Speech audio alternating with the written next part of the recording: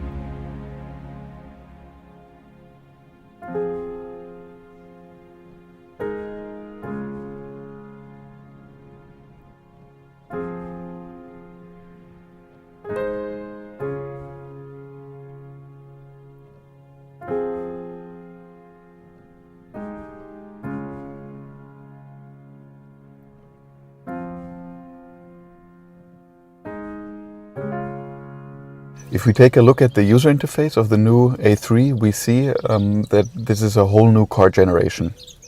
In front of the driver is the fully digitalized cockpit. In the center, the 10.1-inch touchscreen. Then, in addition, for the first time in the A3, we have the head-up display. We know the head-up display from larger premium cars. Now also a full-size windshield head-up in the A3. Underneath this digital cockpit, we have a variety of functions which are still on hardware keys. For example, up here is the climate control. Underneath, the switch bar with a variety of driving functions, the drive select button, the parking functions, and then in the middle console, the volume switch. If you go back up to the touchscreen, we have all the infotainment functionality up here, and the interaction with the MMI is only with touch, and of course with a new generation of speech, which I can start here at the steering wheel. In the center screen, as I said, we have the touch screen. Basically, everybody knows how to use a map on their smartphone or on a tablet. The pinching gesture for the zoom and the swiping gesture for moving in the map. Now, if I look back into the cluster instrument, as most Audis have it, the view button for changing from a big map to a small map. In addition, now we have 3 different styles for the cluster instrument, so you can just adjust it the way you want it, so everybody feels comfortable with it. So often a car is not only used by one person, but by the whole family. That's why we integrated personal profiles. So depending on who enters the car with the cell phone, the Audi knows who is entering, and it will adjust the car just the way this person left it. For example, the color of my ambient light, the setting of my cluster instrument, the position of my seat, and so on. The second big advantage is also I can take my personal profile to the next A3. So if I change my car, I just add a user or me as a user, and then the car takes over the settings as I had them in my last A3. So compared to the predecessor, we have a brand new technology in light design in this new Audi A3 Sportback. So behind me you see the top of the line matrix LED headlight with a new digital daytime running light. So for the first time we're able to differentiate different A3 models with a different daytime running light signature. So on this side you see the standard car as well as the advanced exterior with 2 winglets in the digital daytime running light, and on the other side you see the very sporty S-Line exterior with 2 vertical blades to emphasize the width of the car as well as the big air intakes below the headlight. So this new light innovation is included in the new Audi A3 Sportback, and I'm looking forward to how we can bring new variations of this technology to the market in the future.